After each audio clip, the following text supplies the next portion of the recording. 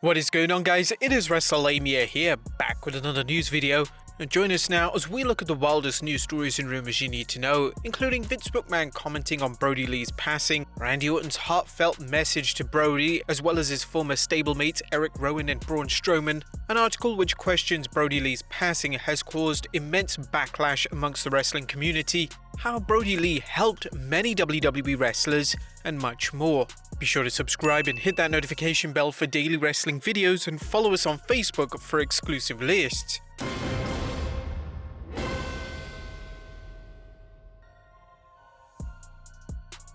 Our first story looks at Vince McMahon commenting on Brodie Lee's passing.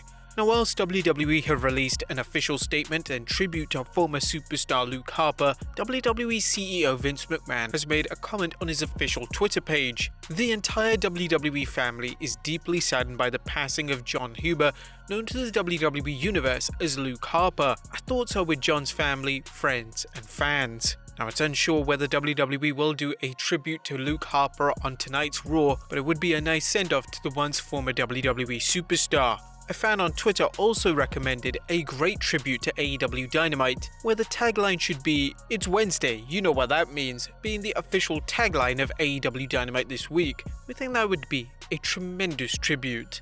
Next up, Randy Orton's heartfelt message to Brodie. Randy Orton poured out his heart via Instagram about his relationship with Brodie Lee, an excerpt which follows. But often, as in most professions, there are times when you get down on your current status. Luke and I often talked about the biz and how it affected our lives, our families, and us as men.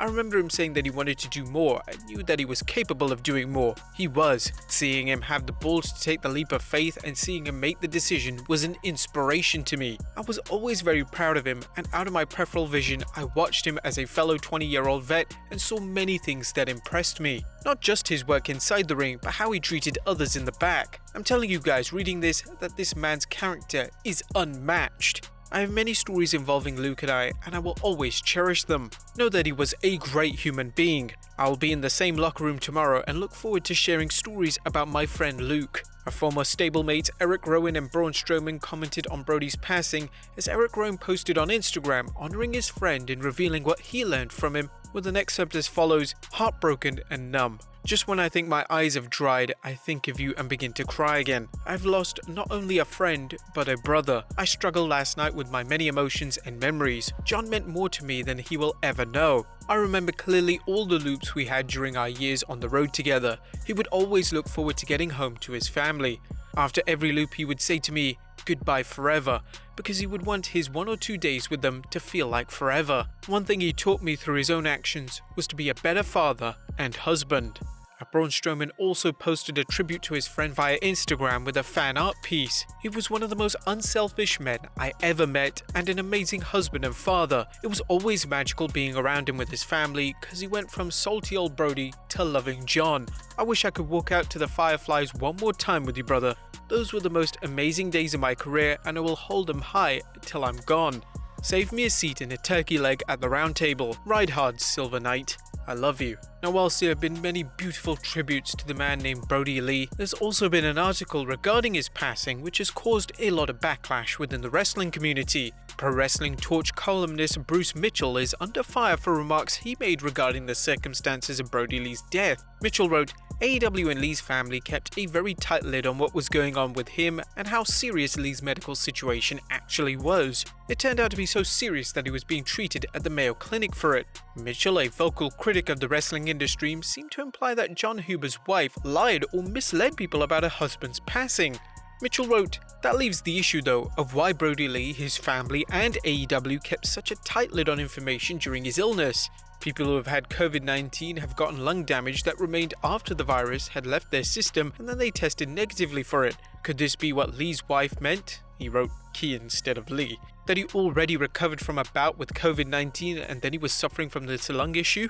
Why would the family and AEW stay so quiet about what was going on if it was not COVID-19 related at all?" The Torch writer seemed baffled at how Brodie Lee passed away so quickly, writing, "I'm not a doctor, but I've never heard of an athlete the size and in the shape Brodie Lee was in to be able to excel in his last 2 matches suddenly developing a lung condition that's serious that quickly." The crux of Mitchell's story seems to be that Amanda Huber, an AEW covered up the fact that Lee had COVID at some point, risking the health of other AEW stars. In Mitchell's view, there's only one way to address this matter. Whatever the circumstances, Brodie Lee's family and AEW both would serve his memory best by being forthright, whatever they are, about all the circumstances surrounding his death, thereby honoring him by allowing us to make the best informed decisions possible, protecting everyone's health. Now, there are a number of issues about Mitchell's claim, including whether there is any validity to it given the complete lack of evidence. In fact, this is all just speculation. Furthermore, there is the question about the timing of the story coming so soon after Huber's passing. Wrestler Chris Hero tweeted about Mitchell's comments saying, "Bruce, I hope one day you look back on yourself with extreme disappointment and gross embarrassment.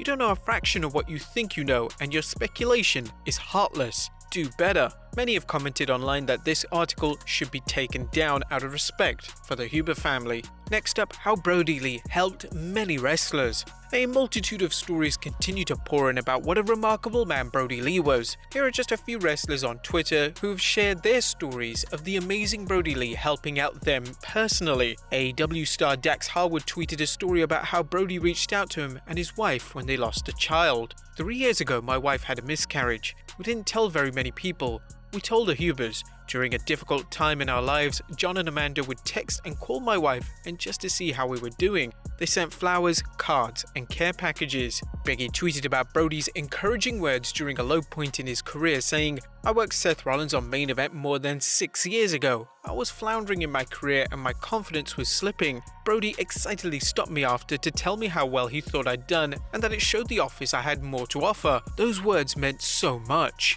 The WWE superstar also revealed a dirty little secret regarding Mr. Brodie Lee, tweeting about the apparently dirty vests he wore in the ring. The dirty tank tops Brodie wore in the ring were actually very clean and smelled tremendous. He put a lot of work and pride in keeping them clean but looking dirty. He would get so mad if somebody would yank them or tear them. A trusted friend, a peerless father, and someone whose memory will clearly live on with his friends and family. Rest in peace, Brodie Lee.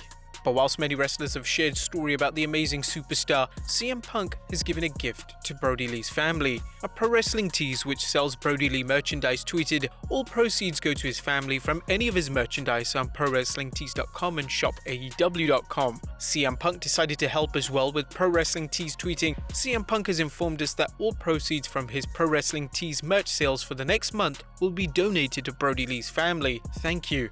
A Punk's gesture seems to have caught on, as Mick Foley tweeted, "This is a great idea by CM Punk. A great way to show John Huber's family we care. Please count me in for 100% of my January PWT's proceeds." What an absolutely amazing gestures by these wrestlers. And finally, did Charlotte's return ruin Lana's push? And last but not least, Charlotte Flair returned to the WWE, serving as Asuka's tag partner after the Empress of Tomorrow's original partner Lana was sidelined with a kayfabe injury. Wrestling's ravishing Russian seemed to be getting a push as she fought hard against then WWE Women's Tag Team Champions Nia Jax and Shayna Baszler, despite weekly beatdowns and trips through the announce table. Fans are wondering though, was Lana supposed to win the tag team titles before Charlotte returned?